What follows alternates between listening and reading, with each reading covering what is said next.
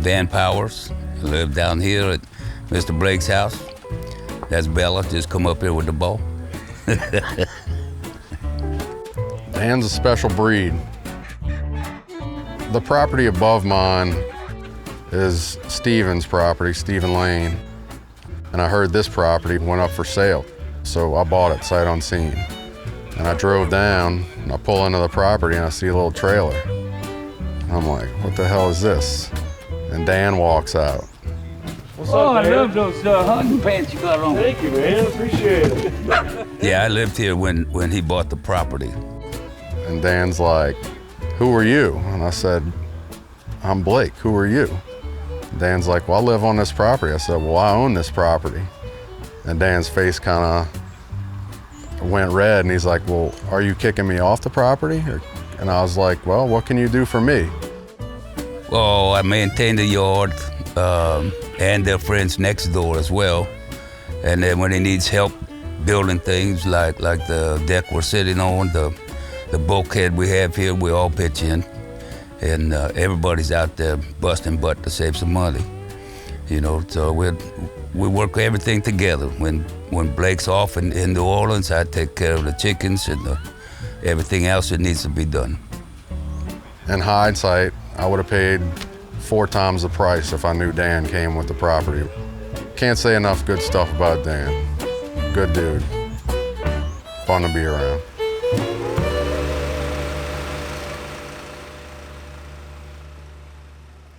What's up, everyone? Chef Jean-Paul Bourgeois here, and I want to thank you for watching these past episodes of Duck Camp Dinners. But I'm here to tell you about Duck Camp Dinners Season 4, the Texas Tour, coming out later this year. Our goal is to hit 30,000 subscribers by the time we drop that season. So that's why it's so important for you to like, subscribe, and turn those notifications on. Thank y'all so much for the support. Thank y'all so much for watching this little show. Remember, shoot straight and come hungry. We had a banger of a hunt on public land in the last episode, and now we all have to get to work to process these ducks for dinner tonight. The birds are almost done. We want to get them prepared for tonight's dinner, which is somewhat like a barbecue duck. And so we're going to spatchcock these, and what that means, I've basically taken the backbone out of it from the tail to the neck, and I just removed that. And Michael's over there rinsing all the different heart and lung shots out of it, and then getting any last feathers. And what I'll end up doing is just breaking like that, then taking my scissors down the breastplate, and then you have the birds that can be cooked like this instead of whole. I mean, they're still whole birds, same bird, but cooking them in half like this, one will give it a nice consistent cook, and also kind of speed up the cook. But that's what we want. We want the bones underneath to kind of insulate all that good meat. So while it smokes, the bones insulate, it roasts, it smokes, it gets colored, gets delicious, and then we'll be ready to eat. These birds will soak in brine while we set out on an evening hog hunt.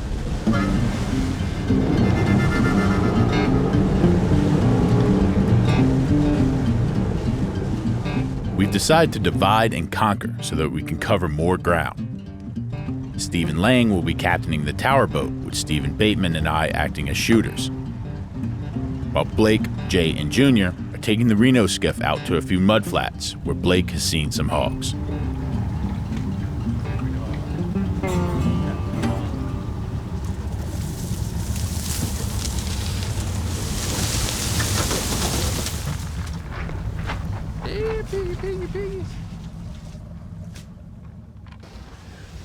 We're sitting here in the tower boat, waiting for a little piggy to pop out so we can make some bacon out of them. Right there. There's a pig right there. Steven. I see him. Stay still. Stay still. I see it. Yeah, I see. I'm taking this shot.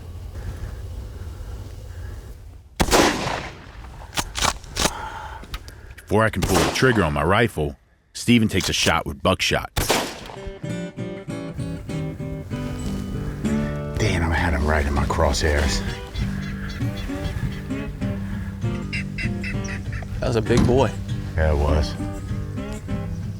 It looks like a miss, but regardless, Steven gets out on the bank to look for a blood trail.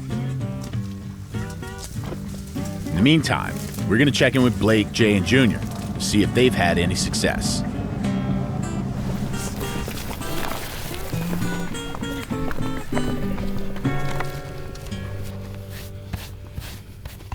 Blake and Jay, on the other hand, connect on an extra fat sow that is destined to be excellent table fare.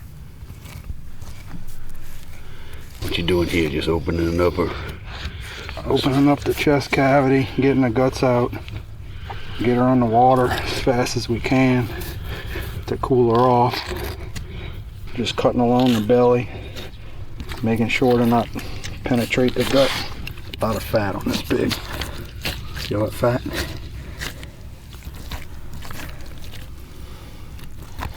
We were going down a different canal than John Paul and them, and it was out at the end of a little flat. Shot it with the buckshot. A lot of times you use buckshot to shoot these things. And now we gotta get her gutted. Then we're gonna get her in the water and get her cooled off as quick as we can.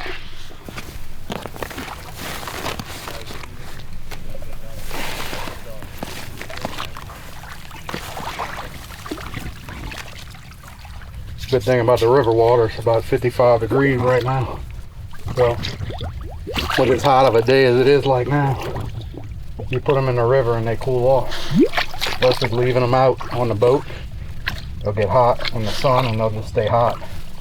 You can cool them off in this river water easy. You just leave her like that, go shoot another one. And that's Venice pig hunting right there, boys. Man, that was fun. Seeing both them pigs on that flat and shooting them, yeah, that's a thrill. Louisiana living at its finest. Fresh hog meat. Be cooking it up soon. No dice. Couldn't find them? Nah. Ton of trails back there and fresh tracks too. Did you find the blood? No. No blood. All right, so didn't work out for us. It worked out for the other group, and that's cool with us. We'll better clean those hogs and get a lot of meat from them. We're really losing light now, so Blake's right down the canal. We're gonna meet up with them, head back to the camp, start cooking dinner. There is no pig down here that the meat is bad. I've killed a lot. I've never had a bad one. What kind of pigs did you say these were? Russian boars. I don't know if they're true Russian boars, but they're boars. They're not feral pigs like what they have in Texas. In Texas, they get the ones that have like spots and colors and white, pink, whatever. Here, they're all black like that. Every once in a while, you'll get one with like some white feet or like a white spot, but I think it's just a random thing. Cool animals. I love them. I love shooting them. I love eating them. I don't want to get rid of them. I just want to kill enough, you know? But I always want them to be here.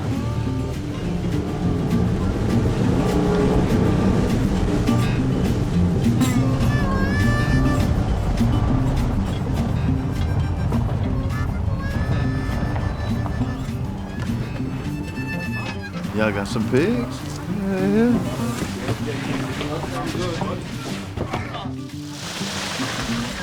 We're back from the hog hunt, and while the crew ices down hogs, I'm gonna cook a little dinner. Tonight, I got barbecue ducks. We have all the different species of ducks that we shot this morning right here in this simple brine. Now, when it comes to this brine, as you can see, it's got a redness to it, and that's because the salt in that water is pulling out some of that blood from the duck. But in exchange, it's given back that salt and water, and that's really gonna create a very juicy, succulent breast and thigh meat there. Smoked duck is actually a pretty straightforward preparation, and a great way to prepare whole birds for large groups of friends. Once we spatchcocked the birds, they went into a basic brine of salt, water, and brown sugar for a few hours. From there, it's really up to you on what rub and sauce you want to use. The most important part of this recipe is to not overcook the breast portion of your duck. With a meat probe, I'm looking for an internal temperature between 130 and 135 degrees. The legs and thighs of a spatchcocked duck aren't quite tender when the breast reaches its ideal temp. But as long as you aren't scared to get your hands dirty and eat the meat right off the bone, then these morsels make more than just a tasty bite. Of course, you can always separate the legs and thigh and use them for any number of recipes like gumbos, stews, and fricassees. The ducks are done, the crew is fed, and we got to get refueled for a big day of duck hunting tomorrow. Some of our Duck Camp Dinners crew from Gibson is here, also with their first Venice hunt. I'm hoping we get another day like we had today. Till then, it's time to get some rest and get to shooting in the morning.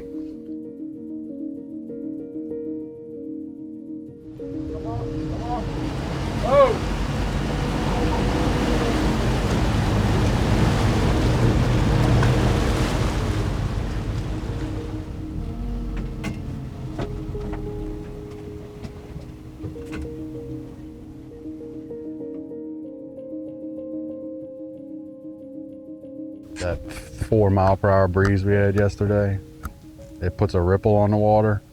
Like now we got literally dead still water with no movement. Today is offshore fishing weather. Tomorrow is offshore fishing weather. That's why we're going offshore fishing tomorrow. Promise you 2 duck hunts. I'll take them. I'll take them. All right, we're about 10 minutes to shooting time. We widened the spread a little bit, so we created a bigger hole for these ducks to come in. But like Blake said, there's no wind, so they can come from any direction. Our hope is that they kind of are attracted by this low motion on the edge of our decoys and light right in this hole, so we can all get three good shots at them. Yeah, I mean, we had a good day yesterday. It's gonna be hard to beat that one. But we know where the ducks are. We know they're here. And it's just a matter of them coming into our decoys.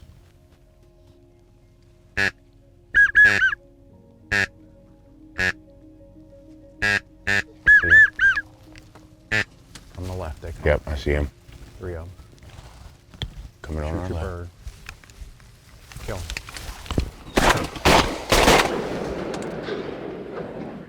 Is that a pintail? Yep, Drake. Look like it. It looked like 3 Drake pintail to me. Watch her have a hen. I'm gonna have to eat my words. Good girl.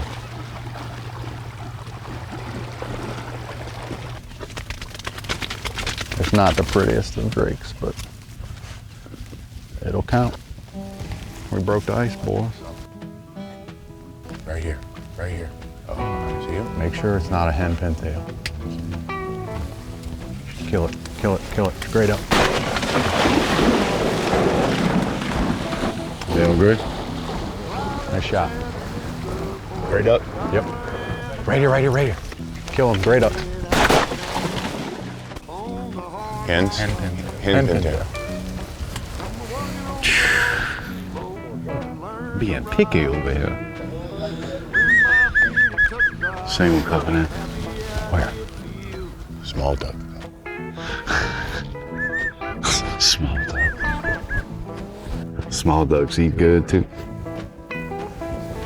You just eat more rice. Look, I'm just being picky. You want to shoot it? Have at it. One duck closer to breakfast.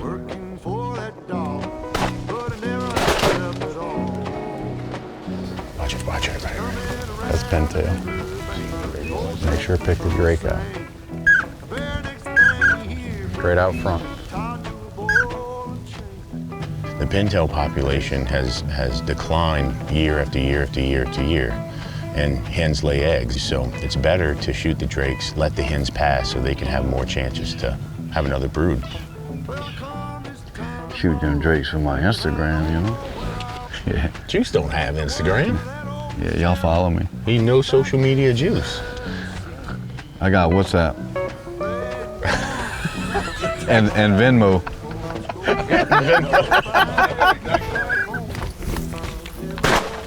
Shot. Oh, yes, sir.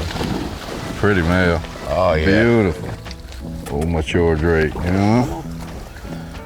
Watch this single. Oh, it's a little poodoo. The poodoo? Get over here, poodoo. Watch this gray duck again. This gray duck's coming right over the top of us. Right over our left shoulder. Ready?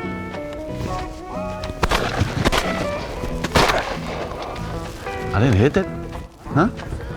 Yeah, you hit it. It just fell after our shot.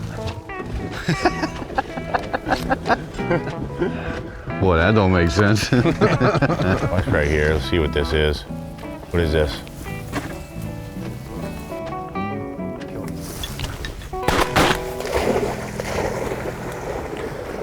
Hell yeah. Sweet. They came in perfect. All right, we put a goal for 10 o'clock to be out of here. Flock of gray ducks came in, lighted in decoys, 2 are down. That means we're getting the decoys, loading out, heading back to the camp for some breakfast. Payal. That's how it's done. So we're back at the camp, the boat's cleaned up, the decoys are picked up, but we gotta start thinking about dinner. And Blake has agreed to share one of his family recipes with us. And Blake, I've been thinking about this dish for months and months, mostly just intrigued by the name of Gucci's Goose Stew. So originally my camp was in Powelltown, and my grandma was from Powelltown. And you go spend a long cold day in the winter duck hunting, goose hunting, whatever, and you come back and Gucci would be teeing up a stew that had been on the pot for 6-8 hours. The longer the better. So the best thing to have after you're done cleaning your duck is a nice hot stew over rice.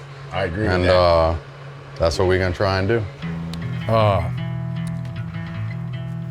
I'd have to dig and ask my mom, but I think Gucci got her nickname was because she had Gucci luggage. We're making Gucci's Goose Stew, obviously. This was her house in Powelltown. Papa built it. Gucci was in Powelltown, Louisiana, a water town where are you even gonna go? She'd go up to town and go to the beauty parlor once a week, but she always had Gucci luggage, so we always called her Gucci.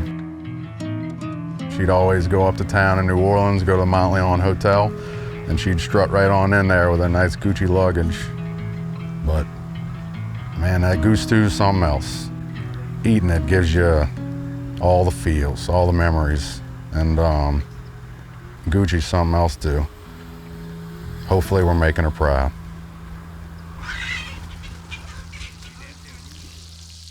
I like that brown butter, Blake.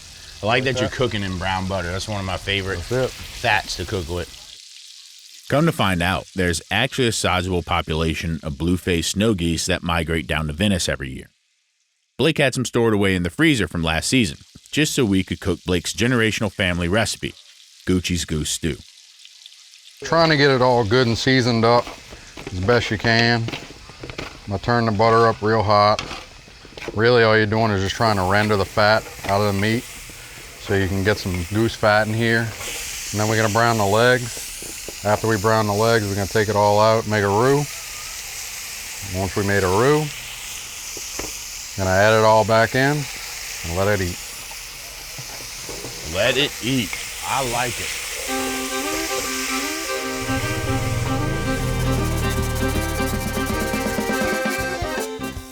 This recipe is a perfect lesson for all the snow goose hunters out there, so listen up. Snow goose breasts are delicious, but if you aren't cooking the legs, you're missing out. The ligaments and sinew in the legs adds a richness to this dish through the bird's natural gelatin. The marrow inside of the leg bones adds a depth to this sauce, which can't be imitated. These legs create a lip-smacking gravy, and you'll never want to pass up a goose leg again.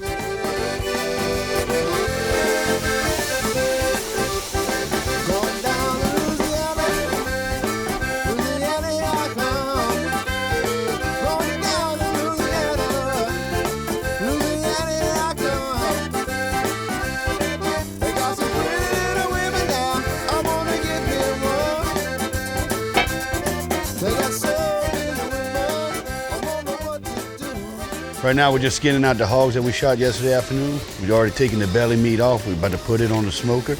Getting down to the front shoulders now. Just quartering it up. We're gonna put her on ice. Make some fresh sausage.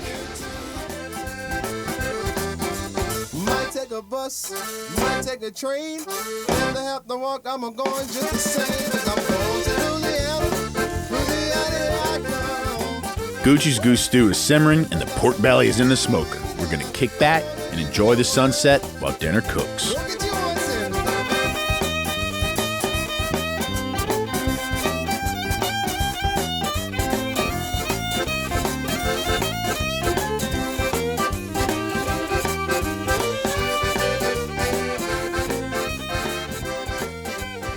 For dessert, we're eating wild boar belly burnt ends from the hogs that we shot today.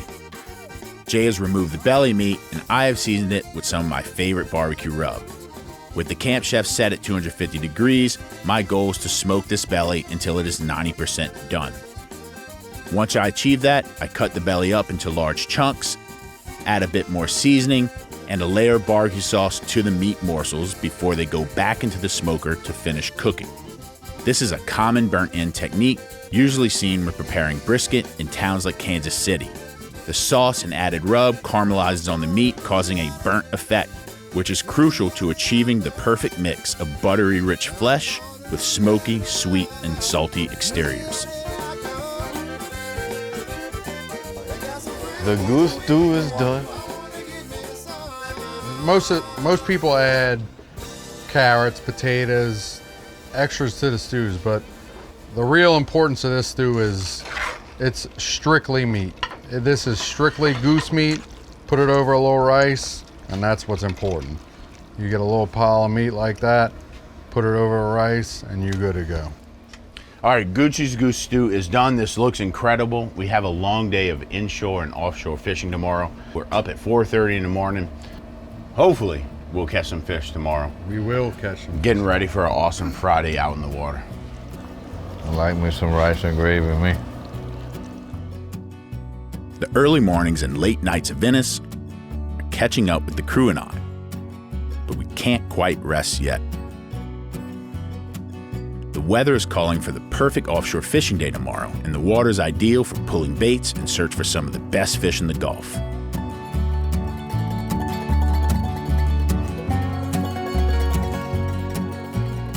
The next episode of Duck Camp Dinners, we'll take things offshore. We visit the last water town in Louisiana, and Christmas comes early at the Chivo Rodeo. Merry Christmas, okay guys, Merry Christmas. Shoot straight and come hungry.